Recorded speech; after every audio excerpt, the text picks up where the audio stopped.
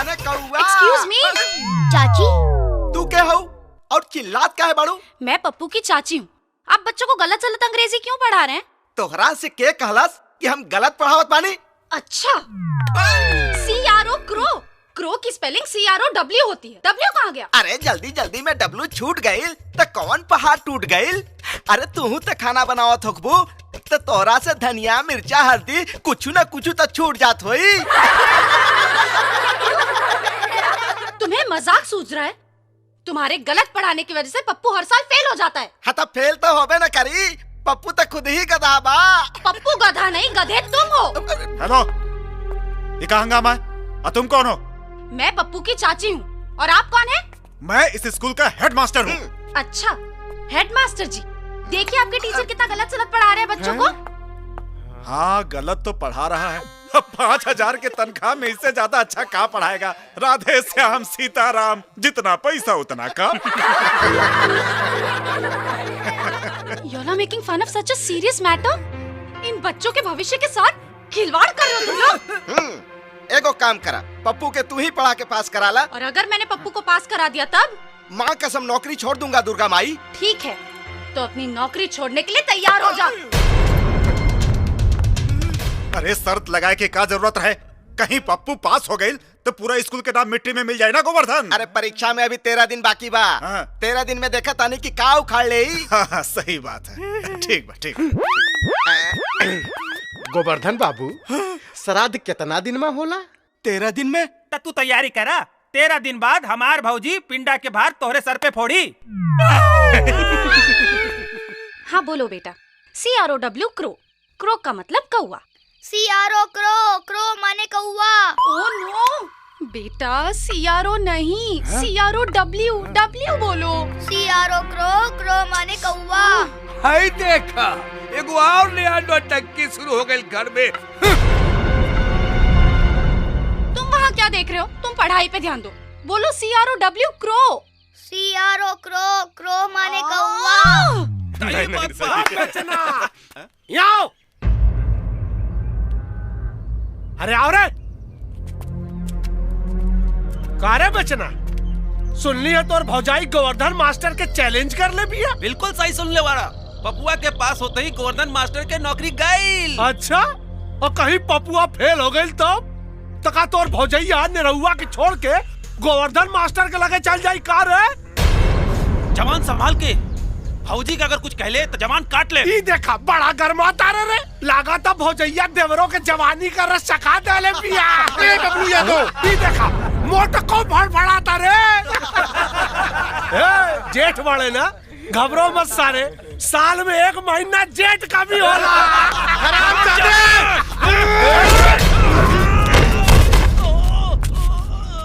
ले आ गई तोर भौजाई। अरे सारे ओकरा पेटीकोट में ढुका दो, नहीं तो बहुत मार मारे।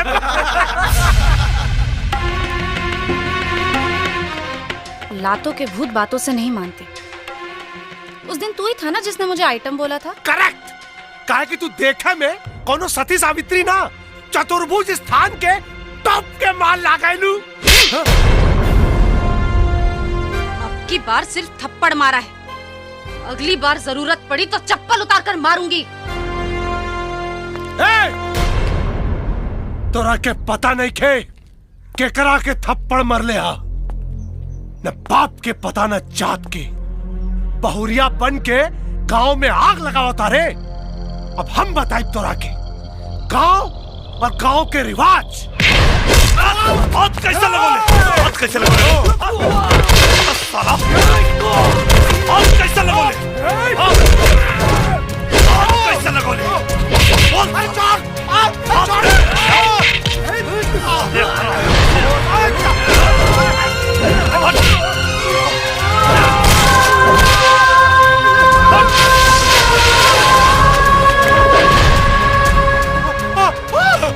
कैसे लगोले?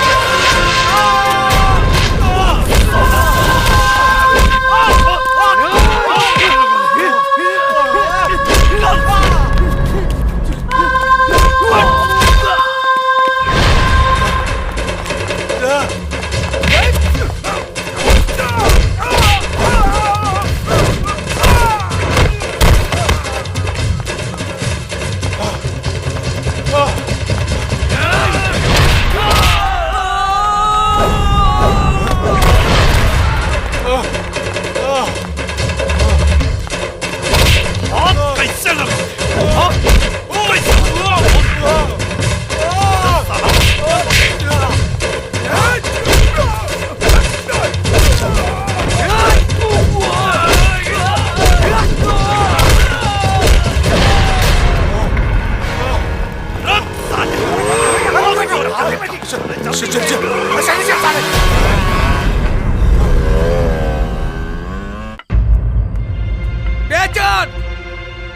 ए बेचन, का भइल बाबूजी? पहले ही बताओ तोहरी की लड़ाई झगड़ा काहे भाई? भाऊजी के भला बुरा कही तक क्यों चुप रही का?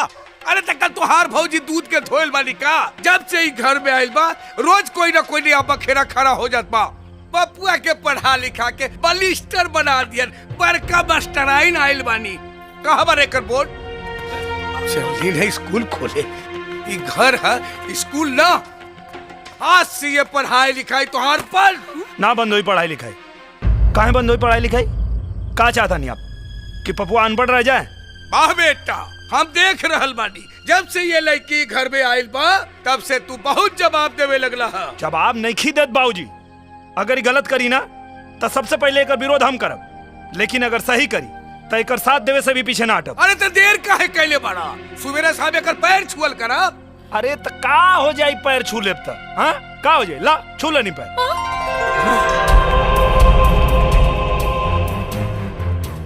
हे भगवान, ये कैसन जमाना आ गइल बा? मेहर पोसुआ कही के पाक सारे।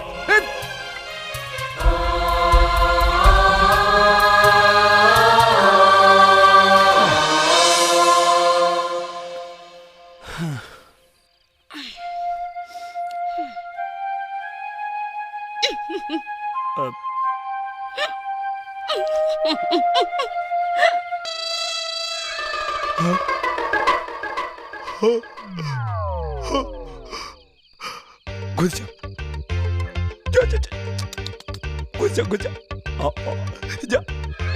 अरे चुना, अरे बताओ इसे क्या कहते हैं? भंटा। घंटा? घंटा नहीं, भंटा चाची। भंटा? हाँ। अच्छा, लेकिन इंग्लिश में इसे ब्रिंजल कहते हैं। क्या कहते हैं? ब्रिंजल। Very good. इसे क्या कहते हैं? मुरई। ओह गॉड। इसे क्या कहते हैं? चाउर। चावर इसे भोजपुरी में कहते हैं बेटा, इंग्लिश में क्या कहते हैं? भोजपुरी में के चावर ना चाउर खल जाला। चावर? चाउर। चाउर?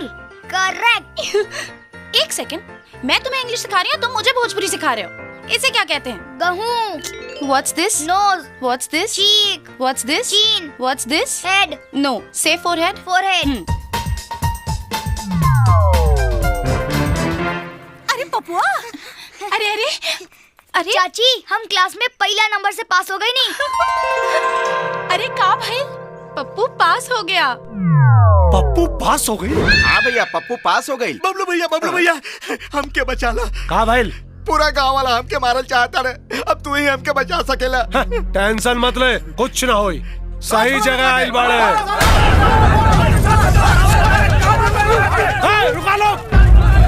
अरे का हल्ला मचौला बाड़ा लो। बबलू, आज साबित हो गइल बा ई जे मास्टर है गांव के लइकन के भविष्य खराब करता। आज हमनी क्या करना सन और आज तू बीच में बोलबा तो ठीक ना होई बबलू। का रे, जब पढ़ावे ना आवेला मास्टर कैसे बन गई ले रे?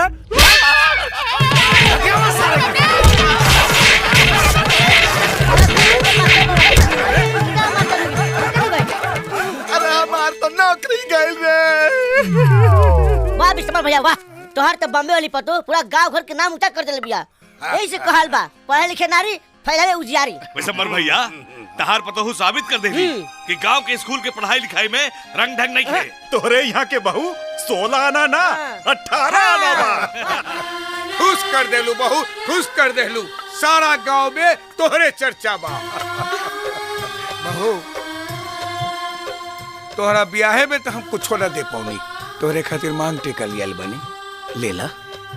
अरे इसकी क्या जरूरत? अरे ले ला। हाँ, अरे उ का कहल जाला? टैलेंटवा। हाँ बहू, अब तोहरा के बाहर टैलेंटवा खातिर ना जाए के पड़ी। हम फैसला कर ले बानी कि हम सेफ्टी घर में ही बढ़वाए। अरे बाहर काहे खाना मारे रे, भीतर लेके आओ।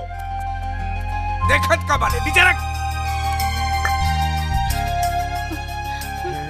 बहू, तू सहरिया बारू ना, अक्सरे पर बैठा तो यही से हम अंग्रेजी लिया बानी। ठीक बा ना? इट्स ओके। अरे ओके ओके छोड़ा, तनी बैठ के दिखावा। अब ससुर के सामने पतो बैठी। हाँ बात तो ये ठीक है बा, तो तू बैठ सकलू ना, बैठा। हम काहे बैठी, रउआ बैठ के देखी ना। भाई देखा, एमे लाज शर्म के कौन बात बा भाई, बैठे वाला चीज बा, बैठल जाई।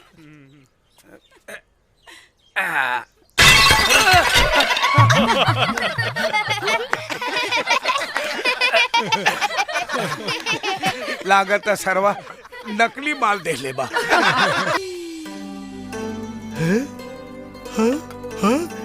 अरे बेटा जी, मुझे तो यकीन नहीं हो रहा ये तुम हो। क्या चाचा जी, आने से पहले खबर तो कर देते। अरे नहीं बेटा जी, मैं तो तुम्हारा हाल देखने आया था। तुम्हें इस हाल में देखकर मेरा हाल बेहाल हो गया है। मुझे कुछ नहीं जानना, मुझे कुछ नहीं जानना। सदा सुखी रहो। अब मैं चलता हूँ समधी जी, मैं चलता हूँ। अरे कहाँ जाता नहीं कहले वाले समधी जी ढेला मारे ऐसा। क्या मारे जैसा? अरे ढेला मारे ऐसा मतलब जैसे किसी ने पत्थर मारा हो। अरे वाह, ये तो भोजपुरी बोलना भी सीख गई। ससुर जी भोजपुरी के रंग होबे ऐसा करे, कौनो रंग पे चढ़ जाला। चाचा जी वो देखिए, उस कोने से लेके वहाँ उधर तक हमारा खेत है। तुम्हारा खेत? हाँ हाँ हमारा। अच्छा बताइए, वो ट्रैक्टर कौन चला रहा है? अरे होगा कोई नौकर। नौकर नहीं, वो चला रहे हैं। वो कौन? अरे पप्पू के चाचा जी, आपके दामाद। और कौन? अरे तो ऐसा कहो ना कि निरहू चला रहा है। हाँ हाँ वही। अच्छा, तो अब तुम निरहू का नाम नहीं लेती? वो गांव में कोई और पत्नी अपने पति का नाम नहीं लेती तो मैंने भी नाम लेना छोड़ दिया है। आपको पता है ये कितने मेहनती हैं, पूरी खेती ही अकेले ही संभालते हैं। मैं हमेशा सोचती थी कि शादी एक बंधन है, लेकिन यहाँ आके मुझे पता चला कि गांव के लोग एक दूसरे को बांध के नहीं बल्कि एक दूसरे से बंध के रहते हैं। एक बात कही समधी जी, रउआ बहुत मजेदार आदमी बने। ये 4 दिन कैसे कट गई पता ही नहीं चलल। आप सही कह रहे हैं समधी जी। अगर मेरे ऑफिस का काम नहीं होता तो मैं 2-4 दिन और रुक जाता। एक बात कहना चाहता हूँ समधी जी। कहिए। जिस लड़की को हम सारी जिंदगी सुधार नहीं सके, उसे आप लोगों ने 6 महीने में सुधार दिया। इसके लिए मैं आपका और आपके परिवार का हाथ जोड़कर धन्यवाद करता हूँ। अगर कोनो जरूरत नहीं के। आप सुनिए समधी जी, सोना रहुए बेटी ना, अब वो हमार बेटी बनी। हमार बेटी। चाचा जी ई ठेकुआ और भेली है, माई देली है। अच्छा समधी जी, मैं चलता हूँ। बेटा समधी जी के छोरा वालों जाता नहीं। चाचा सदा सुहागन रहो बेटी। भगवान तुम दोनों की जोड़ी सदा सलामत रखे।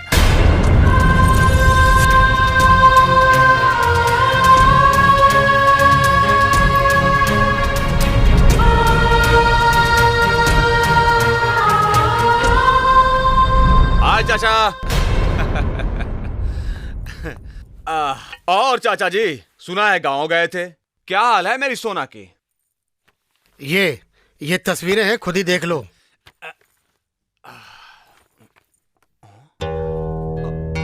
ओ माय गॉड, इसका तो पूरा हुलिया ही बदल गया है।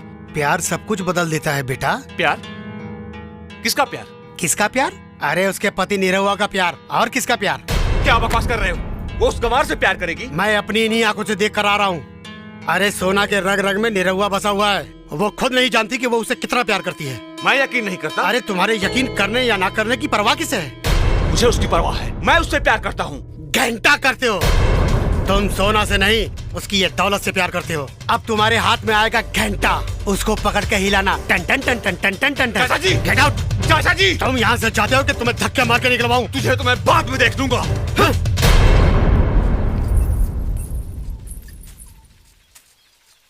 बस एक बात हमार मान लेती, चुरकुट पहनल छोड़ के मस्त लुग्गा पहन के घूंघट निकाल के हमरे सामने आ जाई तू, साला हमार करेजा जुड़ा जाई।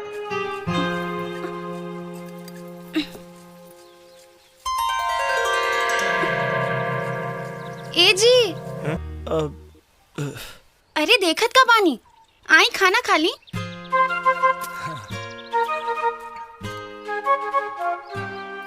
मन तो करा था कि कोरा में दबा के अकोरा हो जाए। कुछ कहनी है का? ना ना कुछ तो ना। इडियट, इस बेवकूफ की जगह कोई और होता ना तो मुझे उठाकर अपनी गोद में बिठा लेता। कुछ कहलू का? ना, चली खाना खाई।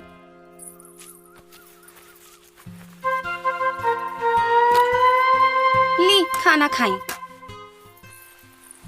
अपना हाथ से खिया देती तो का हो जाए? का कहनी है? ना कुछ ना। बेवकूफ, अगर प्यार से मुझे कहते तो मैं इन्हें अपने हाथ से खिला देती। का कहलू? कुछ नहीं। का बोल सोना? काहे कहाँ गेलू? पहला बेर खाना लेके आयल बानी, खाए के ना पूछ सकत रहनी है का? जा, अब तो ये सब झूठा हो गए।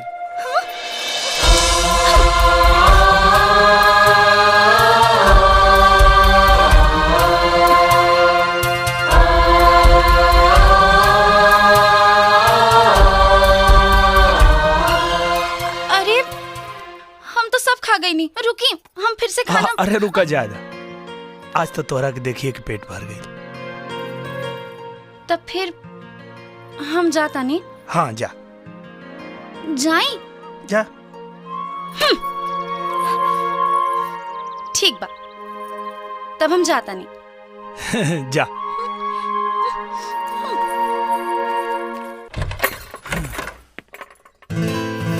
ए जी, ई डोरी बंधात नहीं खे, तनी बांध दी ना। हम कैसे बांधे? अरे रुकी, कहाँ जाता नहीं? बांध दे तो का हो जाए? अरे काहे ना हो जाए, बांधे में तो के छुए के पड़ी। रउआ बांधी ना, छुए के इजाजत हम देता नहीं। आई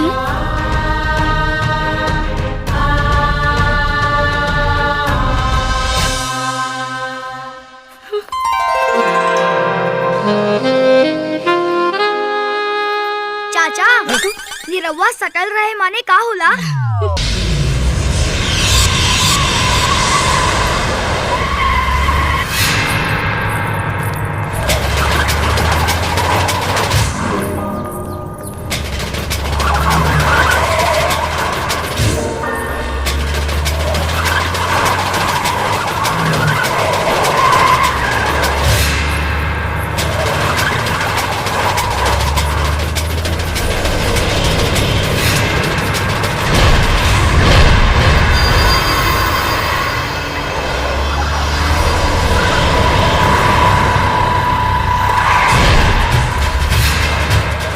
टोनी,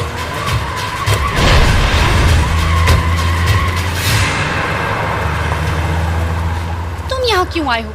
तुम्हें यहाँ से ले जाने। मैं नहीं जाऊंगी। तुम्हें अगर मुझसे कुछ बात करनी थी तो तुम्हें मेरे घर आना चाहिए था। इस तरह मेरा रास्ता रोककर तुम गांव में मेरे घर वालों को बदनाम कर दोगे। घर वाले? कौन से घर वाले? जिनके साथ पिछले 6 महीने से तुम बहू बनने का नाटक कर रही हो? क्या बकवास कर रहे हो तुम? होश संभाल कर बात करो टोनी। कम ऑन डार्लिंग, चलो मेरे साथ।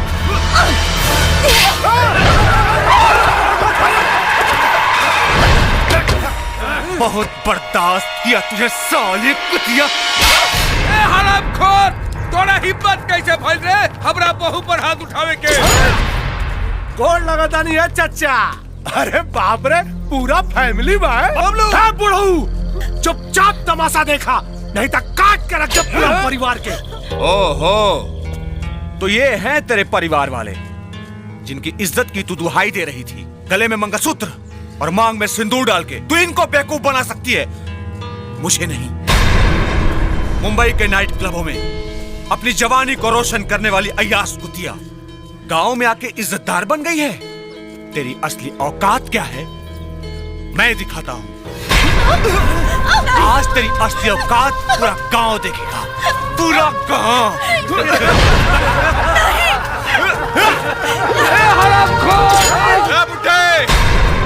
ये तेरी बहू है? नाटक कर रही है साली, नाटक। पिछले 6 महीने से तेरी बहू बनने का नाटक कर रही है। साला, हमरा के तो पहले ही शक रहे कि अनहरा के हाथ में बटेर कैसे लग गई। टोनी भाई, खोला खोला खोला, इस साले निरहुआ का पूरा कच्चा चिट्ठा खोला। चच्चा सोना तो सुन बुड्ढे, मरने से पहले इसके बाप ने एक वसीयत की थी कि जब तक ये शादी नहीं करेगी उसकी प्रॉपर्टी का एक पैसा भी इसको नहीं मिलेगा। तो मजबूरन इसने जेल में जाकर तेरे बेटे से शादी का नाटक किया, ये सोचकर कि कुछ ही दिनों में तेरे बेटे को फांसी हो जाएगी और ये शादी के बंधन से आजाद हो जाएगी। तेरा बेटा बच गया, लेकिन ये साली फंस गई। मरती क्या ना करती। फिर इसने निरहु से एक करार किया, ये उसकी पत्नी बनकर गांव में 6 महीना रहेगी और उसके बदले तेरा बेटा देगा तलाक। चुप हरामी, ते हमनी के हसत खेला जिंदगी में आग लगावे आल बाटे। कह दे बिटिया, कह दे कि ये सब झूठा झूठ। अरे तू कुछ बोलत काहे नहीं की? अरे ही का बोली साली, एकर तो बोलती है बंद हो गई बिया। टोनी भाई, ससुरी गांव में आधा नंगा कपड़ा पहिर के कलेजा में आग लगावत रहे भाई। तनी एकरा के पूरा नंगा करा ना, देखी कैसे लागले। करा ना पूरा नंगा। दिखाता हूँ बबलू भाई, पहले इसे सुहागन से राण तो बना दूं। याद है तूने पानी से अपनी मांग धोई थी, आज मैं शराब से धोई।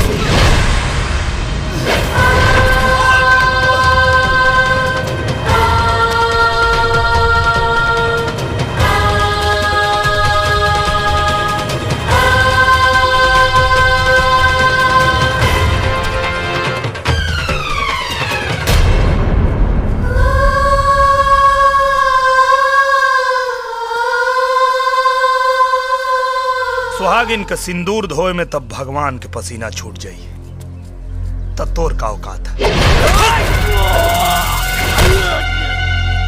अच्छा हुआ तू भी आ गया, बहुत दर्द दिया है तुम दोनों ने, आज एक दर्द का हिसाब लूंगा। हर साला सारी कुकुर मुत्ता तोनी के तब ना माई के दूध के भी हिसाब करेला सर, लेकिन ये गांव है और गांव के हिसाब ही है कि यहाँ मारल जाला 100 को और गिनल जाला 1।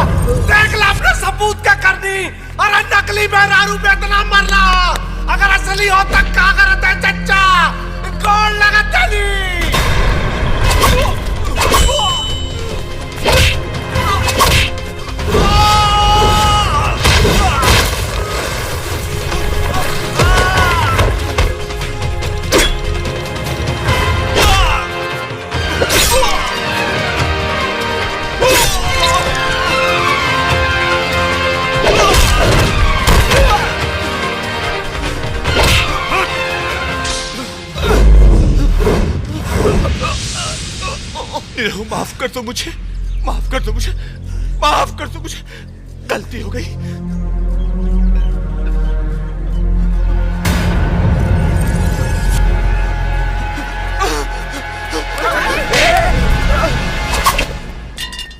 के रहल रही है हरामी? औका कहत रहे तो हर नकली ब्याह बा अतुओं के तलाक दे में। सच सच बताओ बात का बा? अरे बोलत कहीं नहीं खे।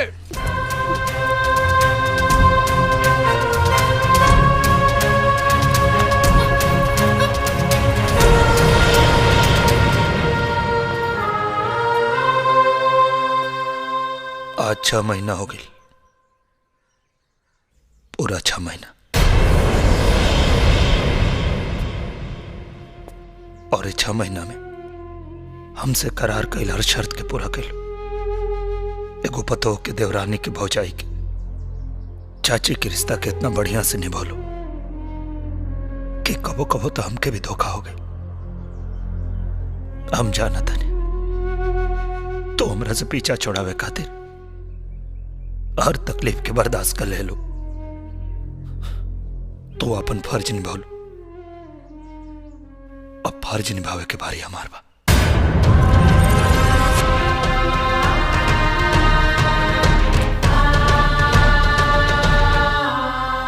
आज हम तोरा के तलाक देता नहीं।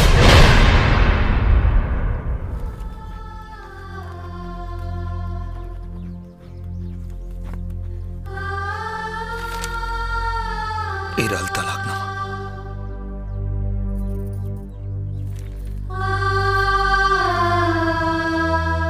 जाए की तैयारी कर।